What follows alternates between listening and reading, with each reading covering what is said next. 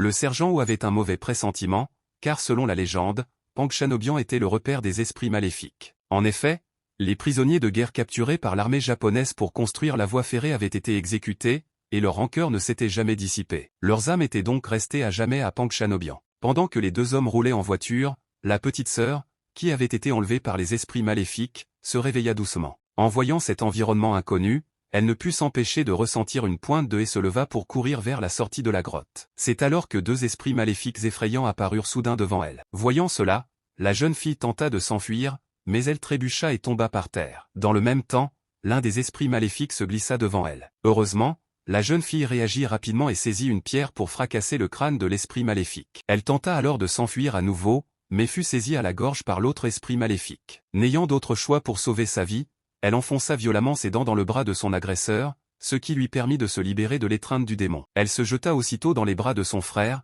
mais elle comprit rapidement que quelque chose n'allait pas, celui qui la serrait contre lui exerçait une pression de plus en plus forte, comme s'il voulait l'étrangler. Elle réalisa alors brusquement que son frère aîné n'était peut-être qu'une incarnation de ce terrible démon. Elle se dégagea donc précipitamment de son étreinte et démasqua le véritable visage du démon. Heureusement, la jeune fille, agile, parvint à l'esquiver. Sans aucune hésitation, il ramassa alors une pierre pour frapper le démon à mort, mais celui-ci l'en empêcha. Loin d'être surprise, la jeune fille esquissa au contraire un sourire, puis saisit une fourche pour la plonger directement dans le cou du démon.